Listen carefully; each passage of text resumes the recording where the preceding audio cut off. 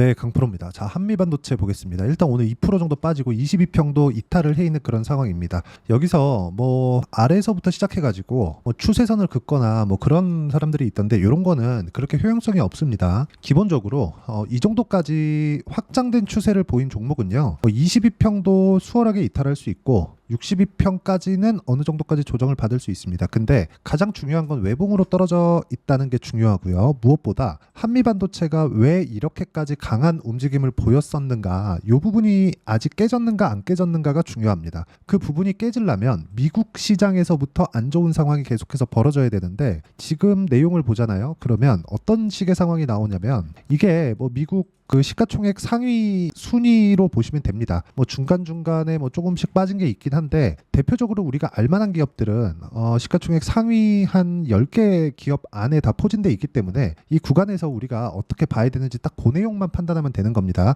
자, 첫 번째 보시면 마이크로소프트, 애플, 엔비디아 이렇게가 지금 1등, 2등, 3등인데 순위가 계속 바뀌죠. 그 바뀔 수밖에 없는 게 한 10% 내외 차이로 있습니다. 그렇죠? 이런 상황이 계속되고 있다는 건 AI 쪽이 지금 시장을 이끌어가고 있다는 게 되고요. 그리고 무엇보다 AI가 이끌어가는 구간 내에서는요, 금리가 높은 수준을 유지하고 있었습니다. 물론 이 관련된 종목군들 뭐 엔비디아도 그렇고 마이크로소프트도 그렇고 애플 같은 경우에 원체 컸으니까 AI 쪽의 수혜를 지금부터 받고 있다고 하더라도 뭐 아래에서 치고 올라오는 그런 상황이기 때문에 애플도 지금부터는 AI를 준비하고 있는 단계에 들어왔고 지금 이런 상황이란 말이죠. 근데 이런 상황이 시작된 게 23년 초입니다. 그리고 나서 금리가 굉장히 조금 가파르게 높아진 그런 상황이 발생을 했죠. 그런데도 불구하고 엔비디아의 시가총액은 거의 무궁무진하게 높아진 상황이 벌어졌고 이 구간에 한미반도체도 같이 강세를 보였습니다. 무슨 얘기냐면 한미반도체가 강세를 보이는 근거 자체가 깨지지 않았다는 점. 물론 내가 여기 뭐 18만 원에 사고 19만 원에 사고 이랬으면 굉장히 스트레스를 받죠. 저도 반도체 종목군 중에 물린 종목 지금 있습니다. 근데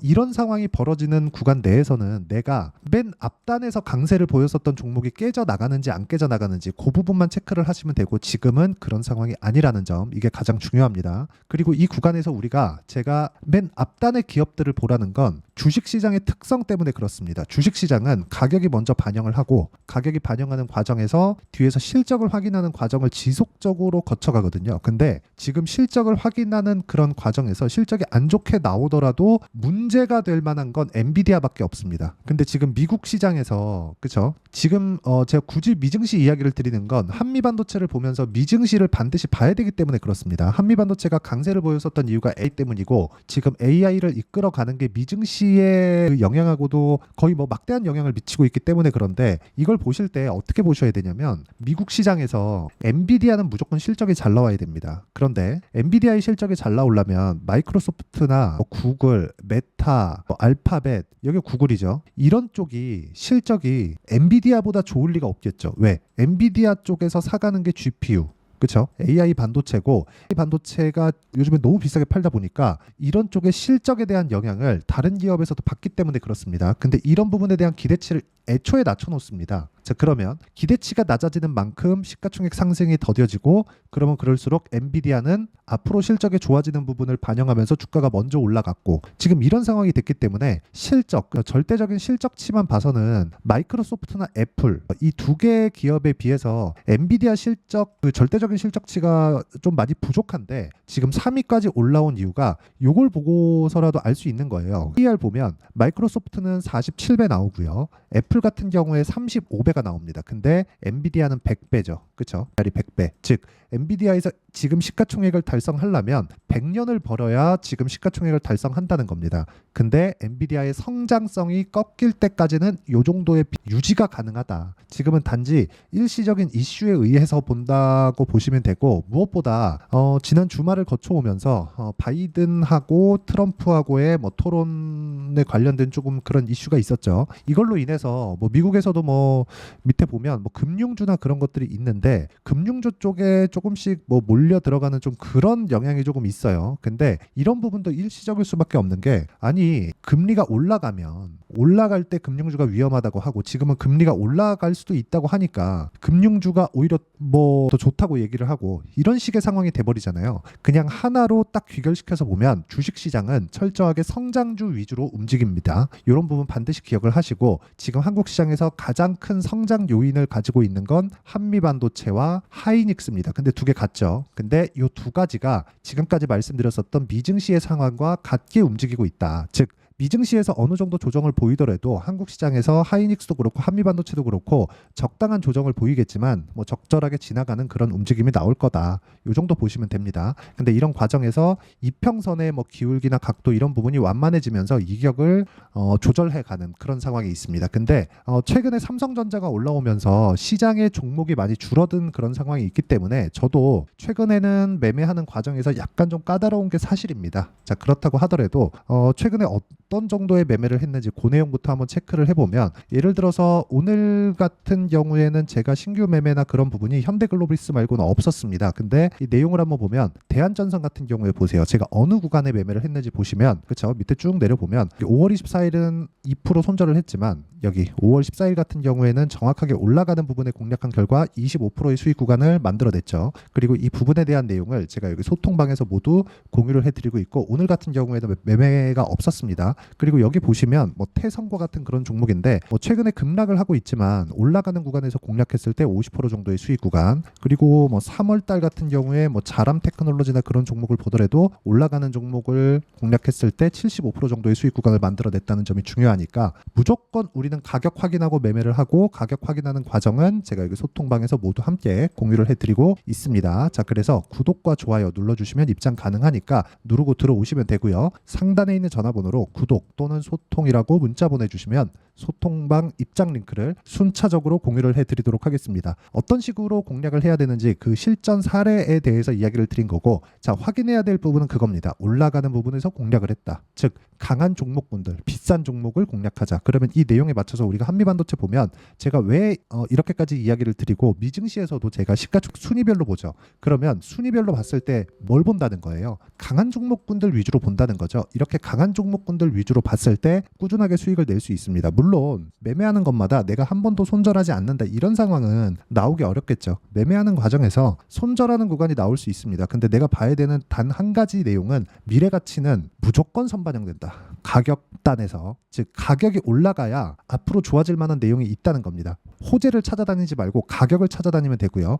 그 내용에 대한 부분을 제가 소통방에서도 이야기를 드리지만 그 소통방에서 진행하는 이론적인 부분은 여기 한미반도체의 단기 보유 전략, 단기는 2주입니다. 2주 안에 어떻게 수익 전환을 시키겠는가, 그리고 여기서 2주 안에 수익 전환이 안 되었을 때는 어떻게 손절 구간을 잡을 것인가, 그 내용에 대한 부분이 함께 들어있고요. 그리고 단기 보유 전략과 함께 제가 한미반도체의 실시간 타점을 제가 문자로 공유를 해드리도록 할 테니까 상단에 있는 전화번호로 한미반도체라고 문자 보내주시면 단기 보유 전략과 실시간 타점을 제가 문자로 공유를 해드리도록 하겠습니다. 어떤 식으로 매매를 해야 되는지 그 내용에 대해서 이야기를 드렸고요. 무엇보다 중요하게 보셔야 되는 건 가격 기준에서 봐야 된다는 점. 예를 들어서 아까 전에 제가 현대글로비스를 오늘 여기 매매를 했다고 말씀을 드렸습니다. 자, 실제 내용을 보여드리면 현대글로비스 같은 경우에는 자, 오늘도 올라가는 구간에 매매를 했죠. 정확하게 23만 8,500원에 매수를 했는데 이것조차도 올라가는 구간이죠. 시장이 빠졌는데도 강한 종목군들은 있다. 하지만 아직까지 뭐 큰 수익은 없다. 단기로 보더라도 내가 한 2주 정도의 텀을 두고 어떻게 가격대를 선정할지 그 내용이 중요하고, 내용에 대한 부분을 제가 최대한 쉽게 이해를 시켜드리도록 할 테니까 영상 끝까지 시청하시고요. 모든 분들이 성공 투자하셨으면 참 좋겠습니다. 자, 24년도가 돼서도 시장은 여전히 어렵습니다. 자, 근데 시장은 항상 어려울 거예요. 앞으로도 계속해서 어려워질 겁니다. 자, 근데 제가 매월 대시세 종목을 구독자분들에게 공개를 합니다. 자, 내용을 보면 12월 달에 실제 공개를 했었던 강프로의 대시세 종목에 대한 내용인데 대기업을 상대로 안정적인 매출 구조를 가지고 있고요. 그리고 현재 주요 거래처는 삼성전자, 인텔, 하이닉스, TSMC, 해외에 반도체 관련된 기업이라는 걸 알 수 있죠. 그만큼 1월 달에 제가 보고 있었던 종목은 반도체 관련주라는 걸 알 수 있습니다. 공개를 해드리면 이 내용입니다. 여기 어보브 반도체, 그쵸? 실제 제가 거래한 내용을 공개를 한 거고요. 수익에 대한 크기를 보면 공략한 시점, 제가 가격대를 함께 공개를 해드렸는데 공략한 시점부터 21%의 수익 마감이 된 것을 확인해 볼 수가 있습니다. 자, 근데 지금도 마찬가지입니다.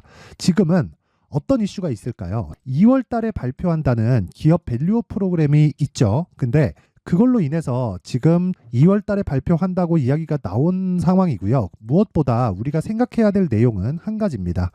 어떤 이슈나 그리고 어떤 상승할 수 있는 내용으로 인해서 주가가 올라가는 것은 맞죠. 하지만 가격이 먼저 반영한다는 걸 반드시 알고 있어야 되고, 그런 내용에 대한 파악이 되었을 때, 그쵸? 여기 어부부 반도체처럼 21%, 그쵸? 대략 3에서 4일 동안 20% 이상의 수익을 먹을 수 있고요. 그리고 여기 HLB 같은 종목처럼 대략 일주일이 채 되지 않는 기간 동안 30%의 수익을 낼 수 있습니다. 자, 그러면 답은 나왔어요. 재료에 대한 부분보다 중요한 게 가격이다. 자, 근데 지금 시장에 쏠려 있는 게 뭐죠? 2월 달에 발표하는 기업 밸류업 프로그램에 대한 내용이죠.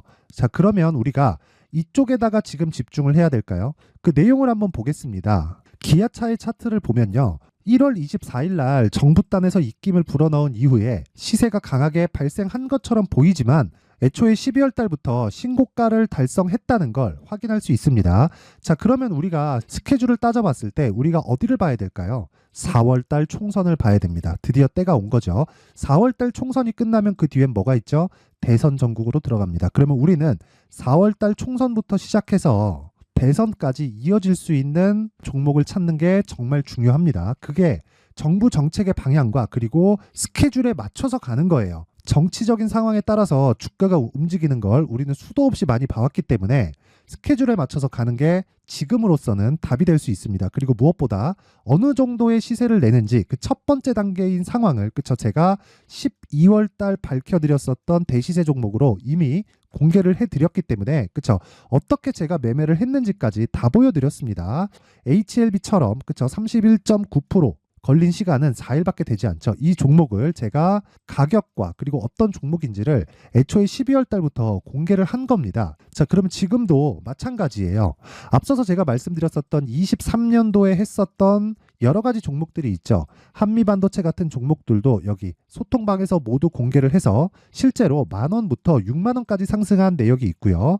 왜 공략을 했는지를 제가 다 공개를 해드렸습니다. 근데 지금도 마찬가지라는 거죠. 정부 정책의 방향에 맞춰서 또는 선거 스케줄에 맞춰서 매매를 이어가야 될 때가 됐고요. 제가 총선 관련된 큰 시세가 나올 수 있는 대시세 종목을 준비를 해놨습니다. 길게 말씀드리지 않겠습니다. 모든 종목들은 신고가를 달성하면서 대시세 준비를 하게 되고요. 신고가를 공략했을 때 내가 시장에 주도주를 잡을 수 있는데 지금은 총선에 집중하는 게 맞다. 그래서 총선 관련된 그리고 대선까지 이어질 수 있는 종목을 준비를 해놨는데 지금부터 준비를 하셔야 나중에 고가에 올라가서도 꾸준하게 매매를 이어갈 수 있습니다. 자꾸 막 손절하고 매매하는 과정에서 너무 어렵다 하시는 분들은요. 이 종목 딱 받아가서 큰 수익 내셨으면 좋겠고요. 이 종목은 상단에 있는 전화번호로 대시세라고 문자를 보내주시는 분들에 한해서만 제가 총선 그리고 대선까지 이어질 수 있는 종목을 공개해 드리도록 할 테니까 상단에 있는 전화번호로 대시세라고 문자를 보내주시고요. 그리고 구독과 좋아요 꼭 좀 부탁드리겠습니다. 시장은 정말 어렵습니다. 자, 그래서 모든 분들이 성공 투자하셨으면 좋겠고요. 기본적으로 가격에 대한 파악을 하면서 큰 수익을 내셨으면 좋겠습니다.